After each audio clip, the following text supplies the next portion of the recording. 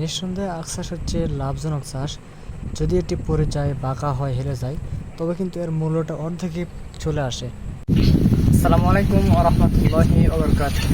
সুপ্রিয় দর্শক, আজকে আমরা দাঁড়িয়ে রয়েছি জয়পুরহাট জেলার কালাই থানার অন্তর্গত 5 গ্রামে, যেখানে চাষ হয়েছে বিঘার পর বিঘা ফিলিপাইন কালো আখ।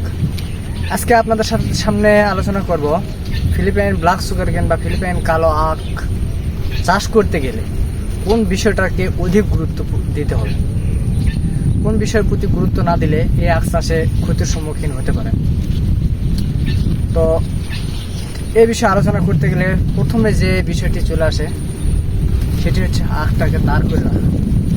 আপনারা যে আখগুলো দাঁড়িয়ে থাকা দেখতেছেন, এই আখগুলো যদি পরে হেলে যায় তাহলে এর মূল্যটা প্রায় অর্ধেকে নেমে আসে। তো সুতরাং যে কোনো কৌশলে আপনাকে আখগুলোকে দাঁড় করে রাখতে হবে, যাতে আখগুলো স্ট্রেট থাকে, কোনো প্রকার বাঁকা না হয়। আখগুলো যদি বাঁকা হয় তাহলে ক্ষতি কি? এবার আসেন 1 নম্বর পয়েন্টে। প্রথম ক্ষতি হচ্ছে আপনার দেখতে একটা বিশ্রী টাইপের দেখাবে, যাতে দর্শকের মন কাটবে না, বা বাজারে যারা ক্রেতা থাকবে তারা এটাকে পছন্দ করবে না। দ্বিতীয় নম্বর যে প্রবলেমটা হবে, আপনার এই যে গিটগুলো আছে, এই গিটগুলো থেকে অটোমেটিক গাছ বের হবে। যখন এই আখটা হেলে যাবে তখন এই গিটগুলো থেকে গাছ বের হবে, আর যখন গাছটি বের হবে তখন আখের রস থেকে রসটাকে খেয়ে সেই গাছগুলো বড় হবে। সুতরাং আখের মিষ্টতা অটোমেটিক কমে যাবে।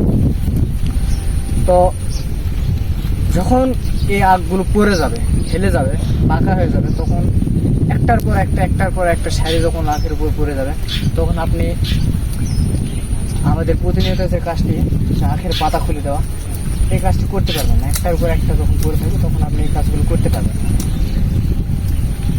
এতে একটা ক্ষতির সম্মুখীন হতে পারে।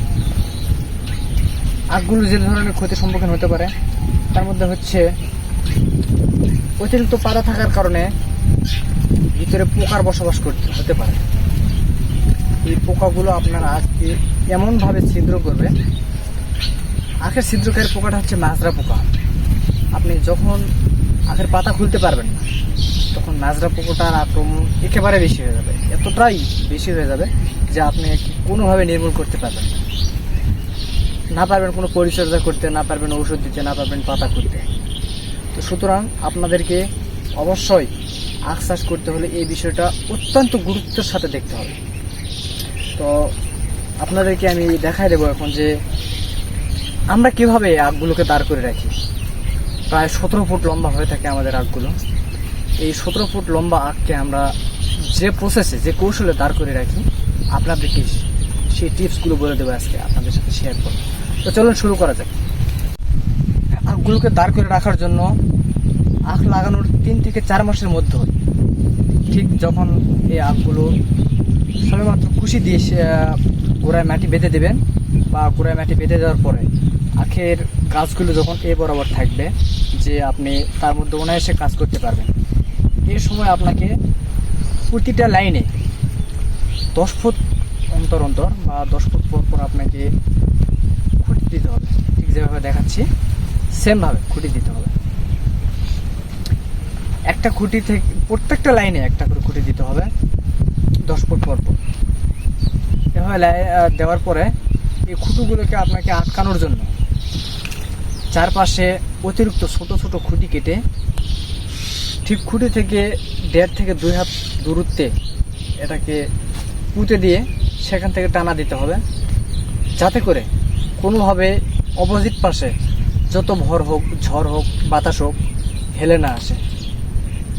একইভাবে জমির চতুর্পাশে এভাবে টানা দিতে হবে, যাতে করে কোনো দিকে এটা হেলে যেতে না পারে।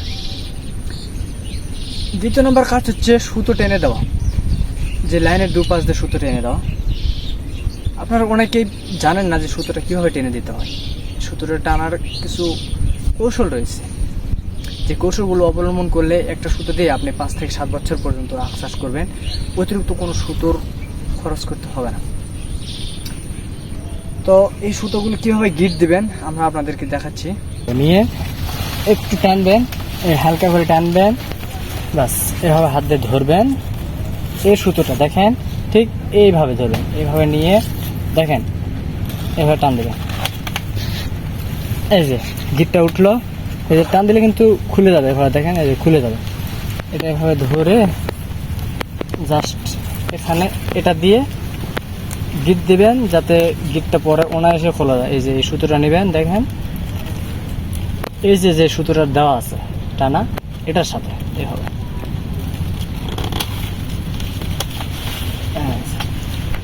এভাবে গিটটা দিবেন, ব্যাস। পরবর্তীতে এটা টান দিয়ে খুলবেন, এটা টান দিবেন, অনায়াসে খুলে যাবে সুতোটা। এটা টান দিলে অনায়াসে খুলে যাবে।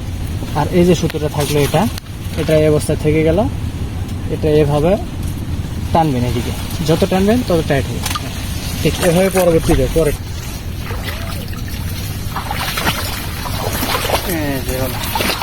আবার সেম এগিয়ে নেবেন, আবার এখানে ডান হাত দিয়ে দিবেন, বাম হাত দিয়ে ধরবেন, এই সুতো নিচ দিয়ে নেবেন, এইভাবে এভাবে টানবেন, এই যে সুতোটা ধরবেন, এই সুতোটা দিয়ে আবার এইভাবে সেম সিস্টেম।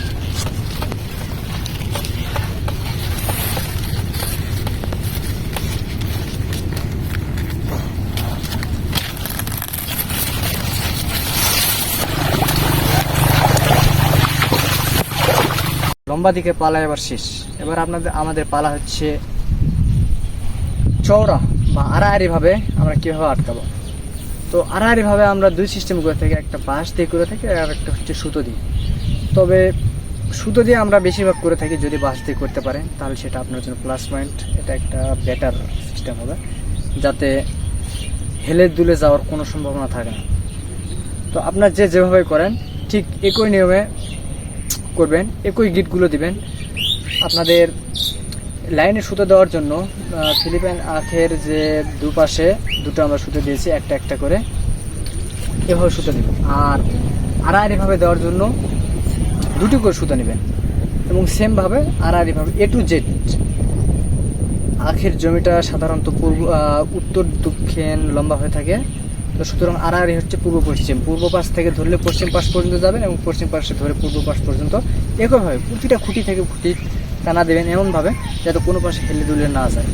তো এ ছিল আমাদের টিপসগুলো, যেভাবে আমরা ফিলিপাইন আখ আমাদের এই প্রায় 17-18 ফুট লম্বা আখগুলোকে দাঁড় করে রাখি এভাবেই। এবং পরবর্তীতে আরেকটা বিষয়ে বলে গেছি আপনাদেরকে বলতে, যে প্রথম সুতোটা কত দূর পর দেবে। প্রথম সুতোটা দিতে হবে প্রায় 2.5 থেকে 3 ফুট উচ্চতায়। ঠিক ধরা যায় যে আপনি পিঁড়ির উপর দাঁড়ায় আপনার কোমর বরাবর দেবেন, এবং দ্বিতীয় সুতোটা দিবেন আপনি ঠিক খুঁটির মাথা বরাবর, যত দূর পর্যন্ত আপনি হাত দিয়ে স্বাভাবিকভাবে সুতোটা দাঁড়তে পারবেন সেই জায়গা দিবেন। যদি আপনার আখের হাইট একান্তই লম্বা হয়ে যায়, অতিরিক্ত লম্বা করে থাকেন, 12 মাস আপনারা বয়স করে থাকেন, পর্যাপ্ত বয়স করে থাকেন, বীজ উৎপন্ন করার ইচ্ছা থাকে, তাহলে আপনারা অবশ্যই পূর্ণবয়স্ক করে নেবেন। এবং সেক্ষেত্রে আপনাদেরকে আরও একটু সুতো উপরে মাথায় বাঁধতে হতে পারে, সেটা আবহাওয়ার উপর ডিপেন্ড করবে। আবহাওয়া যদি স্বাভাবিক থাকে, পরিবেশ যদি স্বাভাবিক থাকে, তাহলে নাও লাগতে পারে। তো আজকে এই ছিল আপনাদেরকে দেওয়ার মতো মেসেজ।